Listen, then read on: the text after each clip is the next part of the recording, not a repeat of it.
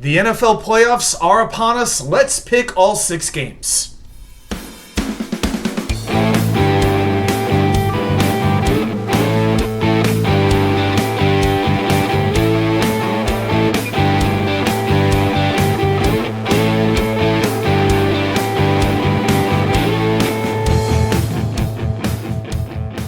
And well, welcome back to New York Sports WickerMedia. I'm Watt2K99. Thank you, as always, for taking the time to watch these videos.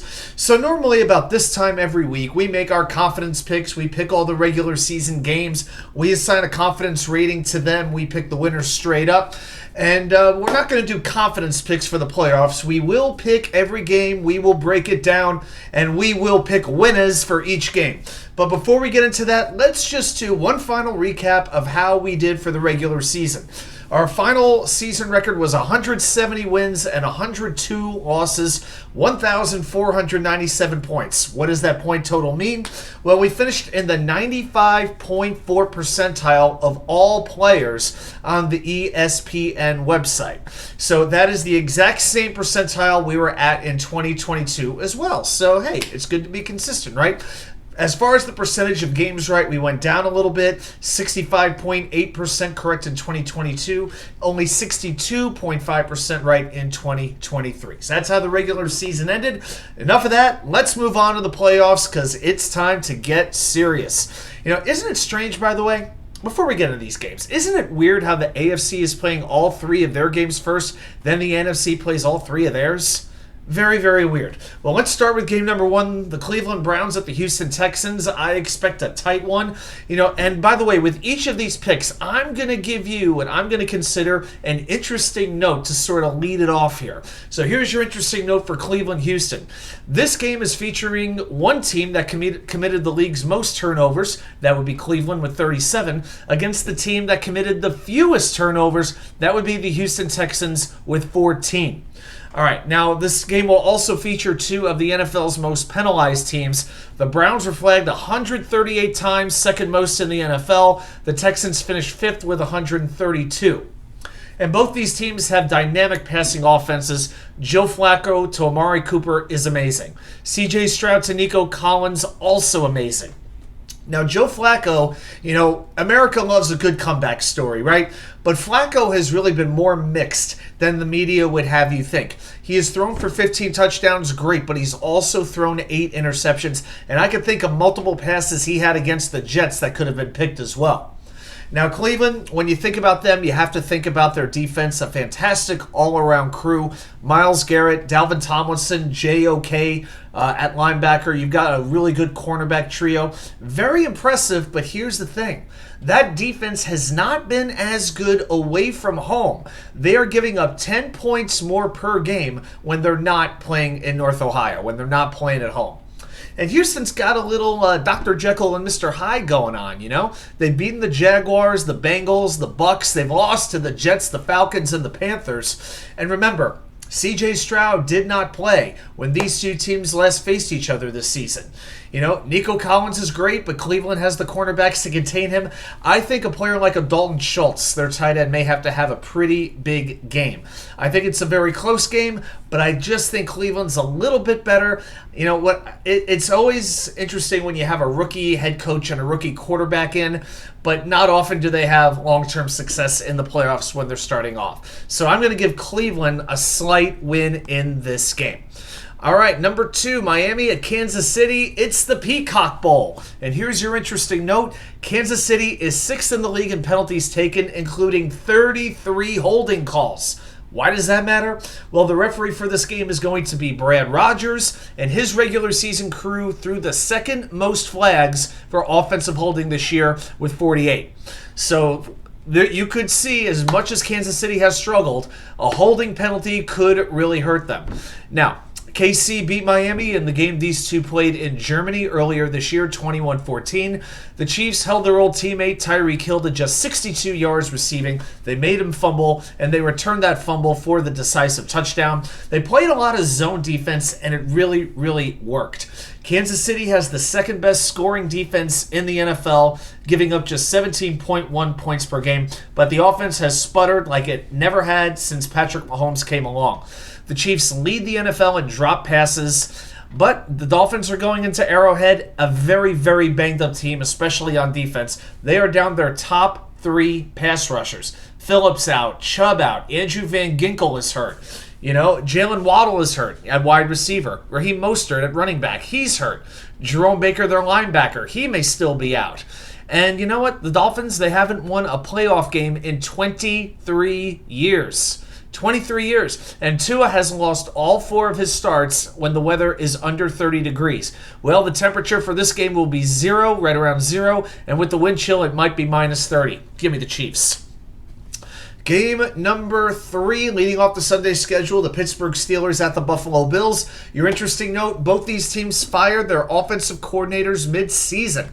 The Bills are rolling into the playoffs. They are winners of 5 straight. They got that look of a dangerous playoff team. Yes, the Steelers won 2 straight to get into the postseason, but now they are without T.J. Watt. They're a top pass rusher against Josh Allen.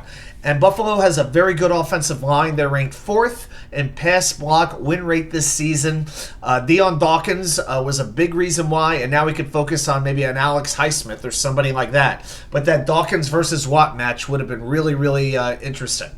But Allen has thrown a career high in interceptions this year with 18, but we know he's a very dynamic playmaker. No Gabe Davis for the Bills at wide receiver. Not that he's the greatest receiver of all time, but we have seen he has a way of making big plays in the playoffs.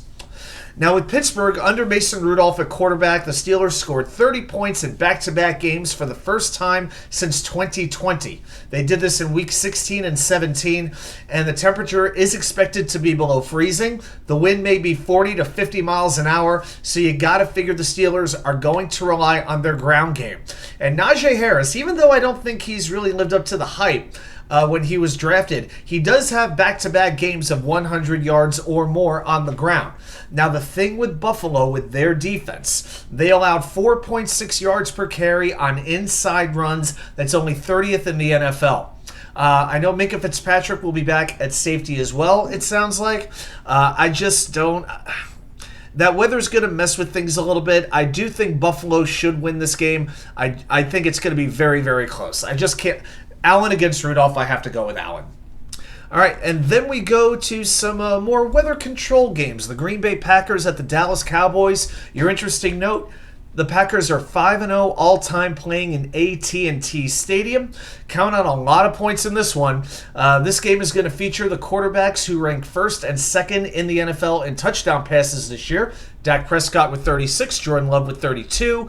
And with Jair Alexander a little bit banged up for Green Bay at cornerback, count on a lot of targets to CeeDee Lamb. We know Dallas is a far better team in Arlington than when they're on the road. So that is definitely working to their advantage. The thing with the Dallas defense, their pass defense is very good. They force a lot of turnovers. They hunt. They get pressure on the quarterback very well. But the run defense is still a problem. All right? I think they're ranked 16th in the second half of the season. So Aaron Jones, he ended the season with 3 games over 100 yards rushing for Green Bay. Count on a lot of Aaron Jones, and Tony Pollard could be big for Dallas as well, because there is no defense in the NFL that has allowed more 200-yard rushing games this year than the Green Bay Packers. So you got 2 very suspect run defenses. While Jordan Love has gotten better and better over the season, I think this Dallas defense is too opportunistic. They will force Love into some mistakes, and Dallas moves on. All right, game number 5, and probably the marquee game of the weekend, probably the LA Rams at the Detroit Lions. Here's your interesting note. A lot of people picking the Rams, but the Rams rank 32nd in special teams DVOA. They have missed the most field goals and extra points of any team this year with 16. And now their kicker is Brett Maher, and we have seen in the past he can go on some cold streaks. But this is the matchup that's going to have the fans, the TV executives, all drooling in their easy chairs. We know it's going to be fun. Matthew Stafford and Jared Goff playing against their former teams, respectively. Now, the thing with the Lions, they haven't been in the playoffs since 2016. So, what can we really expect against a very young team and an inexperienced coach? Think primetime at home. You've got the bright lights against a team that, let's be honest, they probably didn't want to play. And Detroit's offense gets a lot of love, as they should. I mean, how Amon-Ra St. Brown was snubbed from the Pro Bowl, that shows you what a travesty that event is. I mean, please. But, don't forget the defense. Aiden Hutchinson's looking better and better. In his final 2 games, he had 5 combined sacks, a forced fumble, a 19% pass rush win rate. But can this defense stop the explosiveness of the LA Rams offense? The Rams in their last 7 games are averaging 29.9 points per game, and they're not doing this against scrubs. No. They're doing this against some of the league's top defenses. Cleveland, Baltimore, San Francisco. Their offense is a lot healthier than Detroit's is right now. And Kyron Williams, their running back, this guy is right on the verge of superstar. He is right there. All he has to do is play like he has been with the eyes of the nation upon him. And then with the coaching, again, I don't know if Dan Campbell's going to know how to win these games just yet. We already know Sean McVay does. And then, maybe the biggest X factor, Sam Laporta, the Lions' rookie tight end, who's been an absolute stud this year, is questionable at best to play in this game with an MCL injury and a bone bruise, which he suffered in Week 18. This is the same Sam Laporta who had 85 catches, who had 10 touchdowns, who had 900 yards, who had 48 first downs, their go-to man on third down. And the thing is, the Rams' pass rush has been really fantastic since Week 9, led, of course, by Aaron Donald, and Jared Goff is not good under pressure. I'm taking the Rams on the road. And then finally, I guess one of these teams actually has to win. The Philadelphia Eagles at the Tampa Bay Buccaneers on Monday Night Football. Here's your interesting note. Philly's lost 5 of their last 6 games, and Tampa Bay has won 5 of the last 6 games. The Eagles are the coldest team coming into the playoffs in forever. The first team to go from 10-1 to not winning their division since the 1986 Jets. DeAndre Swift may have to really carry the load with Jalen Hurts having a banged-up finger. And with this Eagles defense, I mean, it is amazing how little their personnel changed from last season, and the results are just like night and day. Matt Patricia is their defensive play caller. This is a guy who could have ruined the '85 Bears. Okay, Philly is allowing 142 rushing yards per game over their last 7.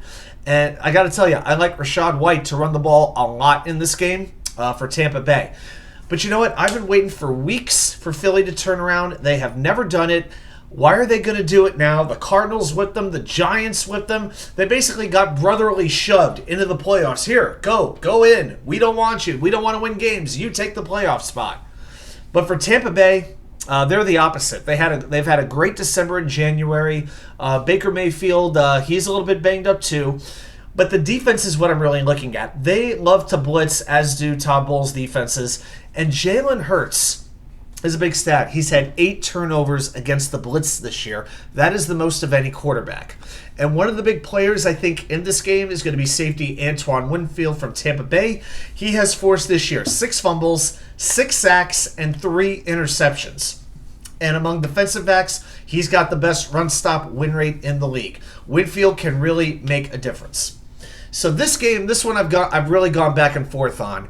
What does this come down to? For me, it's the Eagles' pass rush, which has been terrible as of late. Their secondary is even worse right now, so the front 7 of Philadelphia has to beat Baker Mayfield up. The Eagles, in my mind, have the better roster. They've got more talent. They have the better head coach. It is really tough, but I just cannot, in good conscience, pick Tampa Bay. This is not a pro-Eagles pick. This is an anti-Buccaneers pick. Okay? These are the Buccaneers who could not score a touchdown in Carolina to seal the division, and they've won these games against mediocre to bad teams. 2 against Carolina. I mean, the best teams they beat were Green Bay and the collapsing Jacksonville Jaguars. So as difficult as this one is, I'm going to go with Philadelphia. But I feel dirty doing it. All right, guys, those are my picks for this week. Let me see your picks. Put them right down there in the comments. I want to thank everybody for watching, and we'll see you right back here with more content from you know where. The Wicker Chair.